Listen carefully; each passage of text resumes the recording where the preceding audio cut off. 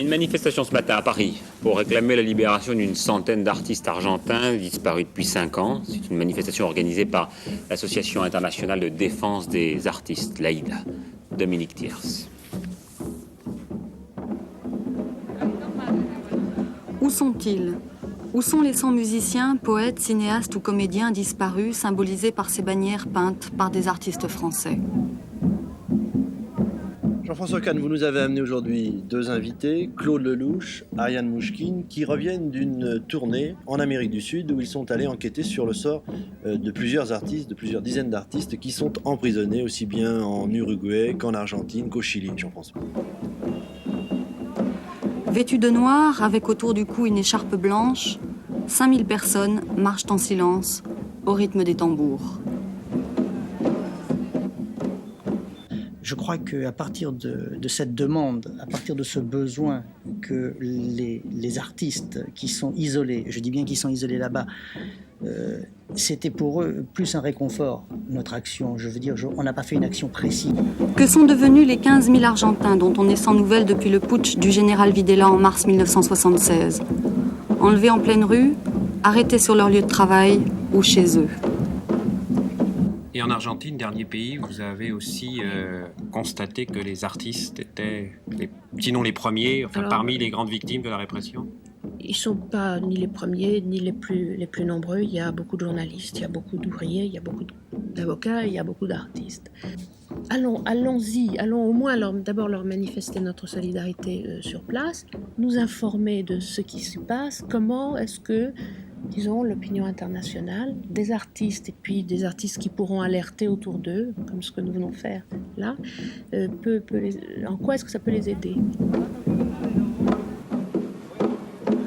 Ces femmes peuvent en témoigner. On les appelle les mères de la place de Mai. Tous les jeudis, immuablement, elles se rendent devant le palais de la présidence à Buenos Aires. Leurs fils, mari ou fille ont disparu. Peu à peu, une timide résistance s'organise. Je pense que la seule résistance possible actuellement dans ces pays-là, elle est sur le terrain culturel.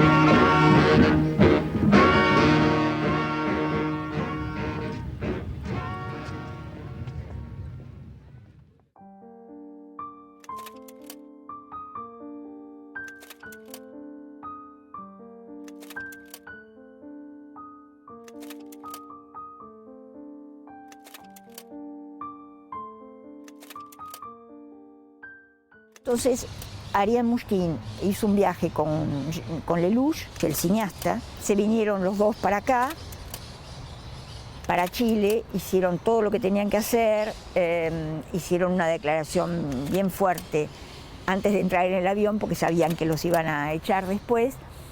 Y bueno, y luego Ariane, ya habíamos preparado para que Ariane venga a Argentina y encuentre a las madres. Ariane vino sola, a Uruguay y Argentina. En Uruguay hizo fuerza para poder ver a Miguel Ángel Estrella, que estaba en prisión. La tenían de un día para otro hasta que se quedó plantada delante del edificio con un sándwich y una bebida y le tuvieron que decir no lo va a poder ver. Et alors en Uruguay, il y a un très grand artiste, un pianiste de réputation internationale, oui. Estrella, Miguel Ángel Estrella, qui est argentin, qui est en prison. Et qui vit en Uruguay, qui est en prison. Vous l'avez vu? Depuis plus d'1 an et demi. J'allais là-bas à la demande du comité de soutien d'Estrella, qui a fait un travail extraordinaire, parce qu'il faut bien dire que si Estrella est encore vivant, c'est certainement grâce à ce comité. Je suis restée en Uruguay 3 jours, j'ai fait le siège d'un ministère, 8 heures par jour, et je ne l'ai pas vu. Qu'est-ce qu'on vous répondait? On me répondait qu'on allait me donner la réponse le lendemain. Et bon, il est évident que là, j'ai l'impression que là aussi, l'opinion internationale a un rôle à jouer. C'est-à-dire que si Estrella est encore vivant, c'est grâce au travail du comité de soutien. Et s'il sort un jour, et il sortira parce que nous ne l'abandonnerons pas, ce sera aussi grâce aux pressions. Y en Argentina, entonces, se encontró con gente. Y entonces, así para hacerlo más corto, le dijeron... necesitamos que se ocupe de la gente que desapareció acá y demás. Y ella dijo, yo no me puedo ocupar de todo el mundo. Es mejor que ustedes se dividan, que hagan un grupo únicamente de artistas. Yo, como artista, me puedo ocupar de artistas. Un obrero se puede ocupar de un obrero. O sea, si nos dividimos, va a ser mucho más fuerte. Lo que sí se pedía es que los artistas hayan sido prisioneros o desaparecidos por su obra y no por la utilización de armas. Lo que por ahí no era muy claro en Argentina, pero bueno.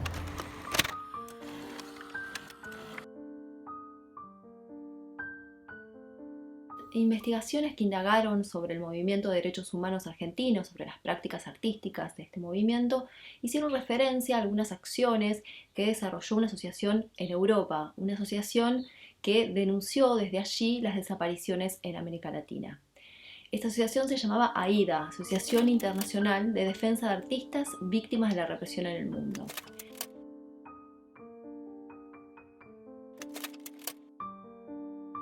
Fue una asociación que recogió la tradición internacionalista de la izquierda. De hecho, en la invitación de la asamblea en la que iba a fundarse la asociación, se mencionaba las palabras los artistas del mundo deben unirse para defender a otros artistas, evocando y haciendo resonar las primeras palabras del Manifiesto Comunista de Marx y Engels de 1848. Ese fuerte compromiso se nutría de la aún reciente y caliente historia europea. Es decir, que identifica en las trayectorias personales, tanto en las trayectorias personales como en las referencias discursivas e iconográficas, referencias o vínculos estrechos con los estragos del nazismo, las guerras, los diferentes exilios, los efectos de las descolonizaciones en Asia y África. Este fenómeno yo lo defino como el de puentes sensibles que unían, que conectaban ese pasado reciente traumático europeo con los presentes convulsos en otras latitudes. J'ai demandé en effet à Patrice Chéreau de venir parce qu'il fait partie de l'AIDA. Et à ce titre, il a accompli plusieurs voyages, un voyage en tous les cas en Tchécoslovaquie, et j'aimerais bien qu'il nous parle un petit peu de ça. Voyage qui était difficile. Oui, voyage qui est difficile. Non, disons qu'on est plusieurs de gens de théâtre ou gens de cinéma ou musiciens, je veux dire, à ne pas supporter finalement que des gens qui font la même profession que nous soient en prison, que ce soit encore une fois, comme l'a dit Tavernier, en Tchécoslovaquie, que ce soit en Uruguay comme Miguel Ángel Estrella, le pianiste, ou que ce soit en Union soviétique, et qu'ils soient en prison pour des délits d'opinion et... Nous avons donc par ailleurs fondé une sorte d'association qui essaye, qui s'appelle l'AIDA, qui est une association de défense des artistes, disons, victimes de la répression, parce que les gouvernements, il semble que les gouvernements tiennent toujours beaucoup à avoir avec eux les artistes ou les intellectuels, et finalement leur font supporter beaucoup de choses, ou doivent quand même en avoir peur, puisque dans un certain nombre de pays, ils les mettent en prison. Et si on prend des noms, quelles sont les personnalités qui appartiennent à cette association de défense donc des artistes? D'abord appartiennent à cette association tous les gens qui veulent y appartenir. C'est une chose que nous avons créée, Ariane Mnouchkine et moi, et je crois qu'il y a beaucoup de gens de la profession qui en font partie. On essaye en plus de ne pas faire ce qu'on fait d'ordinaire, c'est de ne pas faire de pétitions qui ne servent strictement à rien, mais de trouver des formules originales pour prendre des cas, si vous voulez, et ne pas les lâcher et faire que ces gens, comme Havel par exemple en Tchécoslovaquie, sortent tout bêtement de prison. Est-ce que vous n'avez pas l'impression quand même de mener un combat avec une certaine impuissance? Bon, si on prend, vous luttez pour Estrellas par exemple, pour le sortir de sa prison en Uruguay, il est toujours dans sa prison. Vous luttez en Tchécoslovaquie pour des artistes. Bon, vous n'avez même pas pu assister au procès. Disons qu'on se dit tout bêtement, on luttera jusqu'à ce que 2 ou 3 personnes arrivent à sortir de prison.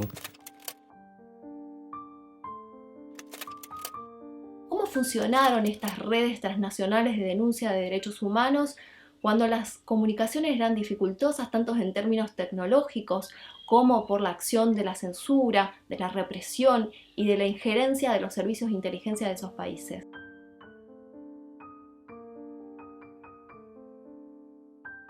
Esto me pareció súper interesante porque son cartas que se enviaban a la AIDA. Esto es la gente que enviaba cartas para decir: me desapareció mi sobrino, me desapareció mi hijo, me desapareció mi papá. La gente había sabido de una manera o de otra que Ariane Mouchkine vino y que vio a las madres. Y Ariane Mouchkine y el Teatro del Soleil son conocidos en Francia, es como una institución así muy nombrada desde los años 70. Entonces nos llegaban cartas, esto tenía la dirección de la AIDA, pero a nosotros nos llegaban cartas al Soleil diciendo Teatro del Soleil, AIDA, Francia, y nada más, y las cartas nos llegaban. Eso era emocionante. El trabajo en el movimiento de derechos humanos indudablemente a uno le daba cierta, no sé, cobertura, ¿no? Cobertura en el sentido emocional. Había una comisión que se llamaba de vigencia y estaba integrada por personas que se ocupaban de atender a los familiares, organizar esa información que uno recibía, preparar esos testimonios, procesar esos datos para que los abogados pudieran de algún modo realizar gestiones. Y era una necesidad hacerlo, ¿no? Yo no me detenía a pensar y la verdad que me sentía muy bien haciéndolo, aunque indudablemente había momentos difíciles, ¿no? Pero era como natural. Yo lo conseguía hacer, en algunos momentos me olvidaba de mi situación, digamos, porque era tal la desesperación que uno encontraba del otro lado de la mesa, ¿no? Compañero que teníamos que se llamaba De Marchi, el negro De Marchi, fue desaparecido delante nuestro porque estábamos en la redacción y alguien dijo se llevan al negro De Marchi, y nos asomamos a la ventana y vimos cómo lo introducían en esos camiones de Juncadela de recaudación, 2 tipos de civil, lo metían adentro, bueno, después el negro no apareció nunca más. De manera que, bueno, y toda esa etapa del terror, de la estresada, de la cosa indiscriminada, de las muertes, que bueno, a todos los que mataron, la lista es. Entonces, bueno, las universidades te invitaban como a un visiting de un tiempo corto, 3-4 meses, como para sacarte y después que pudieras conseguir trabajo si te querías quedar. Pero bueno, ahí lo principal de esos viajes para mí fue que me enteré de lo que pasaba acá. O sea, allí la tenían bien claro, tenían localizados todos los campos de concentración, tenían toda la información, de modo que, bueno, volví llena de libros para traer libros para la gente también y con la información total de lo que pasaba acá.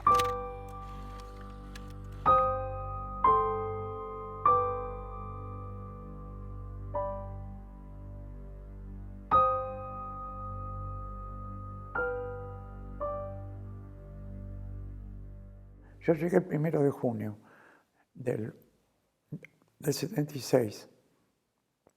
Y a principios de enero llegó Nora por barco, ya con otras cosas, con los chicos. Y ahí nos quedamos, yo me quedé 11 años. Apenas llegué, ya estaban hablando de que tiraban gente al río de helicópteros y demás. Eso lo sabían, y tanto que yo pinté una serie que se llamaba Esto no tiene nombre, y uno de los cuadros se refiere a este tema. Cuando yo me fui, yo tenía un compromiso, una exposición acá, y la mandé desde París acá, que por cierto temor lo llamé No tiene nombre, pero no era así sin título. Y toda la gente, allí la gente decía, che, pero ¿qué les pasa a Noé que está tan violento? Pero era tan evidente lo que estaba pasando que... En mi caso, como yo no había formado parte de grupos así muy guerrilleros, digamos, no me sentía que tenía que cuidarme, o sea, lo que sentía era que había que hacer algo, ¿no? ¿no? Había que hacer algo, no había que acatar la represión, la ausencia de lecturas. Y yo también trabajaba como asistente de Pino Solanas. Yo había entrado a colaborar con Pino Solanas en su película Los Hijos de Fierro. Un día, lo mismo. Pino me cuenta que se va a ir, que la situación no va para más. Y también en un acto extremadamente generoso me ofrece viajar con él. Y una vez más decidimos quedarnos en la convicción de que nuestro lugar político había sido siempre un lugar político de un marco de legalidad, o por lo menos de lo que nosotros entendíamos como legalidad, más allá de que la otra parte no lo entendía como tal, pero nosotros sentíamos que nuestra militancia nunca había estado comprometida con otra cosa que con la pasión y que con esa otra cosa de la violencia de las ideas. Y que abandonar ese lugar era hacerse cargo de algo que nosotros no habíamos hecho. El teatro es grupal, entonces yo no me sentía solo, con todos los miedos o precauciones o resquemores más que miedos que uno tenía, pero estábamos juntos y podíamos hacer lo que nos gustaba, era teatro. Teatro Abierto nace por esto que digo yo, de que el teatro es grupal, porque estaba permitido el teatro, digamos, los teatros, los que llamamos teatros independientes, actuábamos, después se podían poner una bomba, pero acá ya había espectáculos, es decir, críticos, había espectáculos que eran, no digo explícitamente Muera Videla, pero que se hablaba de la represión, no la represión hoy en la Argentina, pero sí del mundo autoritario. Y bueno, y seguíamos, y bueno, y Teatro Abierto nace por eso, nace porque los autores nos sentíamos censurados, aislados, desconocidos, no estábamos en listas que no podíamos trabajar, ni en los teatros oficiales, ni en la televisión. Durante la dictadura estábamos fundamentalmente prohibidos, los actores, digo, casi todos los actores.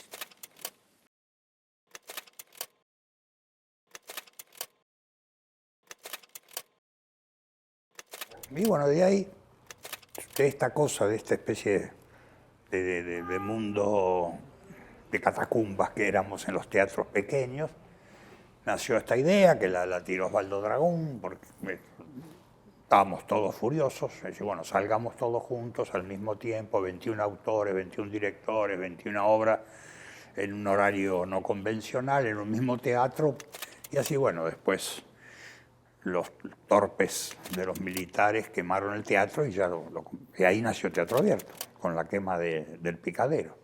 Pasamos al Tabarís, la sala duplicaba la capacidad del Picadero, en plena calle Corrientes, donde había colas para entrar desde mediodía, y todo el mundo empezó a enterarse que existía Teatro Abierto. Fue un gran movimiento estético-social, Teatro Abierto, porque empujó al público que estaba totalmente silenciado y que llenaba, pero llenaba todas las noches el teatro, y se iba un montón de gente sin localidades. Fue una cosa realmente conmovedora, realmente conmovedora. En realidad siempre dijimos que cada uno escriba lo que tiene ganas, la ideología ya va a salir sola, ¿no? Y el contexto le ponía también lo que a lo mejor la obra no hubiera tenido en otro contexto, ¿no? Eso fue Teatro Abierto, la gente se daba... Porque no todas, algunas obras hablaban específicamente de lo político, ¿no? En el primer año, por ejemplo, Lejana Tierra Prometida de Ricardo Alá, con la puesta de Grasso, aparecían mujeres buscando huesos, digamos que estaba clara la metáfora. En el Nuevo Mundo de Somigliana se hablaba, un personaje le decía a otro, ¿y qué hace con los opositores? Los hacemos desaparecer, ¿no? Es decir, cosas así que tenían claramente la señal, otras menos. pero igual la gente lo ponía, ¿no? Le ponía el color de lo político, porque el fenómeno era un fenómeno de resistencia. Et concrètement, au Chili, par exemple, expliquez-nous, je sais pas, un cas qui vous semble particulièrement... Là, en l'occurrence, ce qui a déclenché ce voyage, c'est une interdiction d'un groupe qui s'appelle le groupe Aleph, qui avait déjà été au moment... groupe de théâtre. Et qui avait déjà été au moment des événements du coup d'État de 73, très durement frappé, puisque 2 de ses membres, Julieta Ramirez et John McLeod, ont, comme on dit, disparu.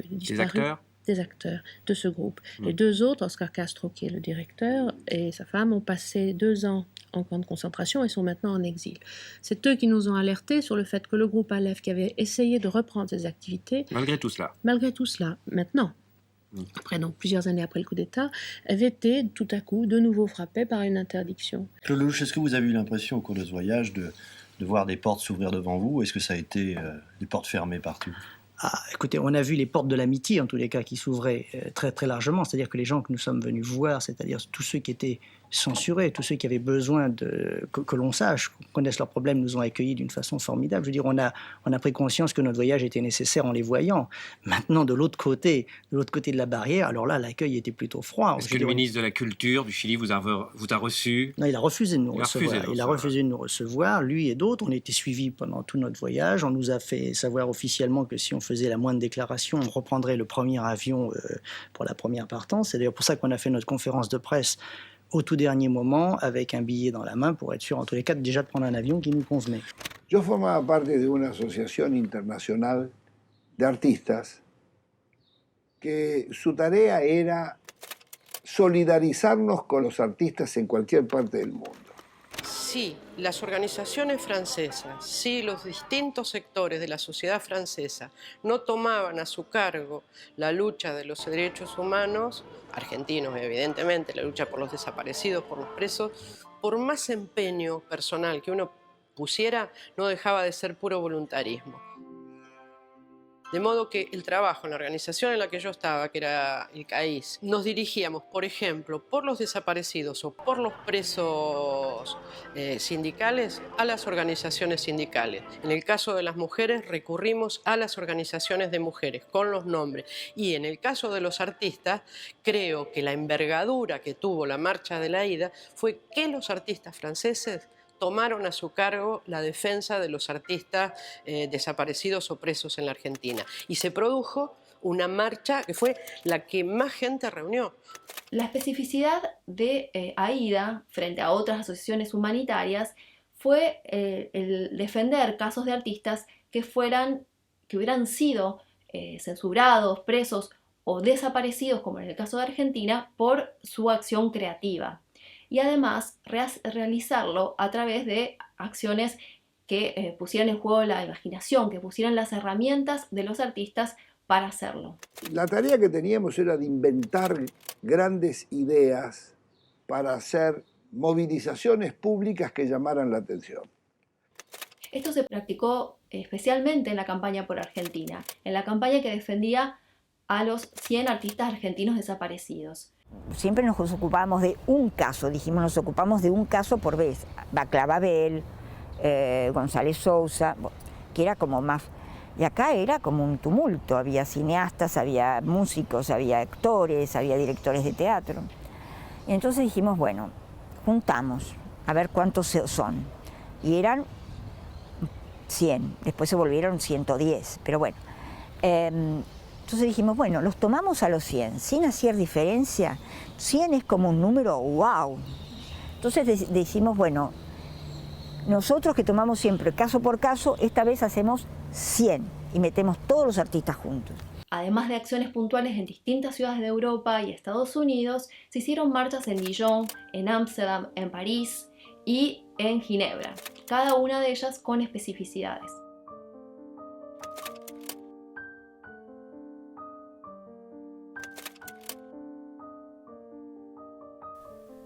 Bueno, ellos hicieron en la Plaza Ginebra, en la Plaza San Martín de Ginebra, con los estudiantes de Bellas Artes de Ginebra, hicieron una acción de arte muy interesante donde aparece por primera vez la silueta del desaparecido. Porque también en todo esto había que darle cuerpo simbólico a toda esta demanda de la aparición con vida. Y no había representación. Trabajos como el de Roberto Amigo o el libro de Ana Longoni y Gustavo Bruzzone sobre el siluetazo refieren a algunos testimonios que atribuyen a Cacho El Cadri la sugerencia del uso de siluetas. Cacho El Cadri que integraba esta asociación. Ahí yo vi las primeras siluetas. Los estudiantes de Ginebra salen con una silueta que iba adelante de la marcha. Salen de la Escuela de Bellas Artes con cartelones gigantescos y van hacia la Plaza San Martín en Ginebra, donde la catedral fue vaciada de todas sus bancas. Y ahí había instalado 100 teléfonos con el nombre de cada artista argentino desaparecido. Cuando vos caminabas por esa sala, esa nave, y conectabas porque pisabas los contactos, sonaban los teléfonos y nadie contestaba. Et puis demain, une autre manifestation pour l'Argentine, une manifestation pour les artistes disparus dans ce pays, une manifestation à laquelle participeront quelques-unes des maires de la place de Mai. Cette manifestation est organisée par l'organisation AIDA. Alors, avec nous, Costa Gavras, le cinéaste de Z, de Clair de Femme. Costa Gavras, alors demain, vous manifestez donc à Paris, comment cela va se passer? Demain, d'abord, il faut dire qu'il y a 100 artistes qui sont des peintres, des écrivains, des sculpteurs, des musiciens, des photographes argentins qui sont disparus, certains depuis 5-6 ans. Il n'y a aucune nouvelle d'eux, leurs familles ne savent pas s'ils sont toujours vivants ou s'ils sont morts. Or, AIDA a décidé de faire une manifestation qui démarrera à place du Panthéon demain matin à 11h, sans drapeau peint par 100 peintres, symbolise les 100 prisonniers, 100 musiciens amorceront le cortège et qui partira du Panthéon jusqu'à la place de la Concorde en passant par le Pont Neuf. Et nous essayons, enfin AIDA essaye de sensibiliser l'opinion publique avec cette manifestation et rappeler que 100 personnes, 100 artistes, en dehors des autres, parce qu'il y en a beaucoup d'autres prisonniers politiques et d'autres disparus, enfin nous nous occupons que des artistes, sont toujours disparus et que leurs familles n'ont aucune nouvelle. Ariane, un jour, a proposé qu'on fasse une manifestation dans Paris avec des grandes bannières, en demandant aux artistes, aux plasticiens, de créer des œuvres.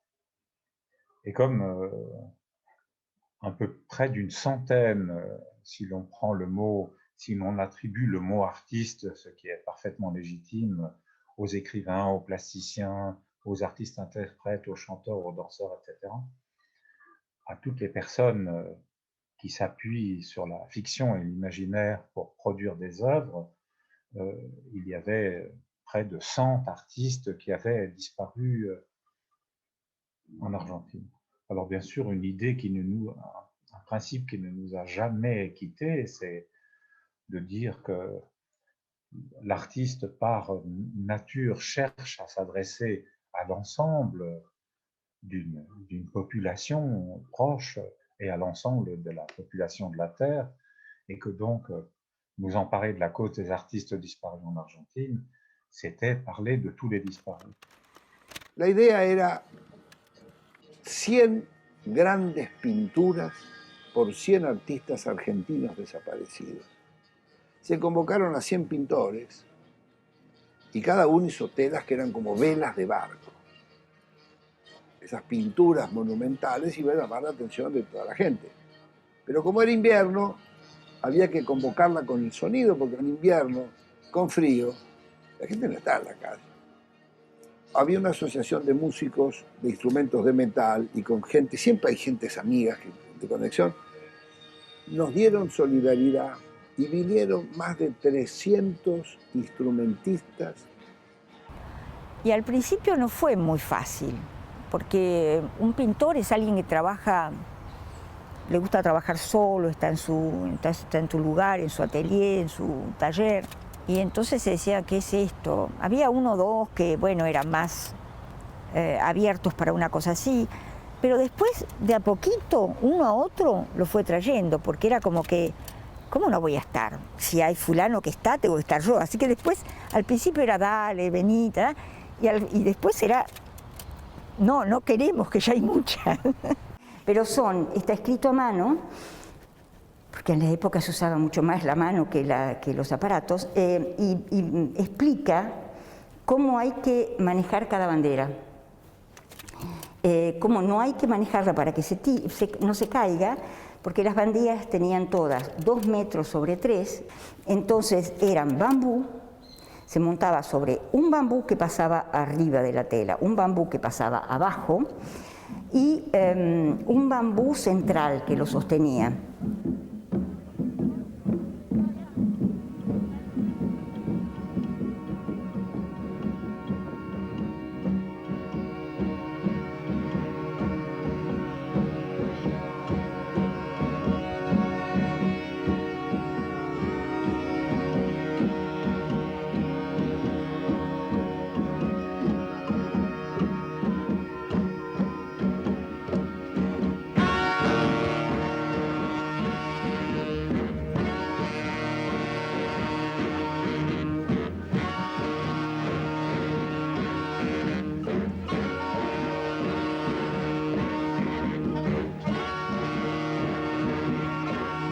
Yo creo que mientras marchábamos, los argentinos por lo menos estábamos absolutamente desgarrados.